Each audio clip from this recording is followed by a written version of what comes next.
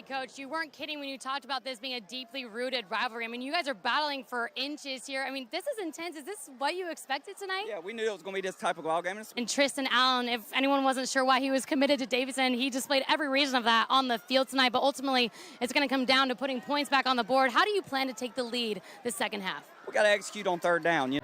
Let's check with Chloe Carlson, our sideline reporter, for an update. Chloe.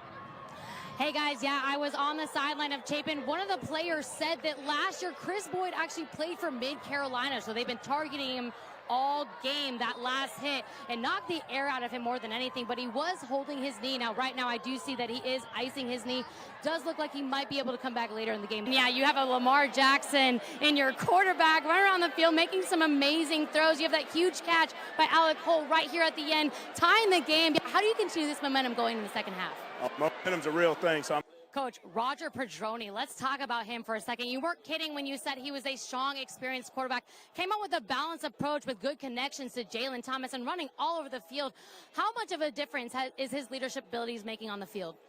he's a leader this year. Yeah, guys, I'm here in Gilbert, where history was made tonight. Now, this is the first time that Gilbert has played Lexington on this field, and they came out with a win with the final score of 31-14. Now, I'll tell you that first half was a battle of the turnovers. Every turnover was contentious, and within inches of that first down. Now, Lexington led the first half after Tristan Allen ran in for that touchdown with a score of 7-0. Now, they had that lead up until a minute left when Jai Tolan from Gilbert passed to Alec Holt, taking the score and tying it at 7. Now, I talked to Gilbert head coach Chad Leapart, and he said, we're going to carry that momentum in the second half, and he did not break that promise. Now, Tolan came back out looking like Lamar Jackson Jr. with his gunslinging left arm and owning the field. He was responsible for both their touchdowns in the second half and earning and deserving that Player of the Game award. You guys made history tonight. First time playing Lexington here, and you came out with the win. How are you feeling right now?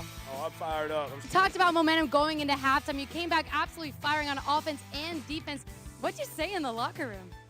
We just found something. We just decided. Now, the first possession of this game, Gilbert players came back on the offense. They were drenched. I mean, there was passion from the beginning of this game. Now, you can tell just from the atmosphere down here, this is exactly what you'd expect in a rivalry game. Hey guys, now I was just on Mid-Carolina's bench, and I saw that the coaches pulled the O-line aside. They said we have to work on our blocking. We're not giving Fritz any coverage. Now, I went over to Chapin's sideline, and they were really excited. This momentum has obviously carried into this second half. They said they're scared.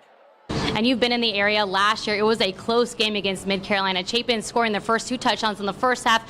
Mid-Carolina rallying back in the second half with 2 scores, but ultimately Chapin held on for the 17-13 win. What are your hopes for Friday's game? I'm hoping it's going to be another exciting game. Evans running down the field with authority. Dixon with some key catches.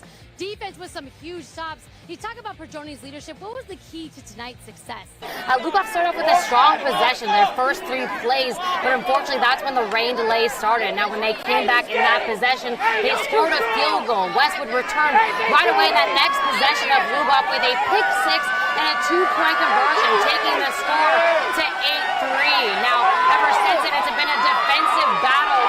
I will tell you, I went by both benches. I went by Lugoff's bench, and the coach was saying he doesn't want the team to take things too seriously, to have fun out there. I also saw on Westwood's end, Amon Green, who's their key player, said they need to be better offensively. So it's going to be interesting coming back from the half, the adjustments they're making offensively. The score hasn't changed much. Like I said, at the first quarter, we had the field goal. We had the touchdown from Westwood. Hadn't changed. Been a defensive battle until now. Top of the fourth, Lugoff had a 5-yard run for a touchdown, made their field goal, taking the score 10-8. Now, I just talked to a fan. He said, do you know our record from last year? They were 0-10 for Lugoff Elgin, but now they could come to their first win. It's amazing. So not only are they strong in their academics, but your teams are strong as well. Your softball won state. Your men's, women, and basketball were Final Four. You said women's golf also won state.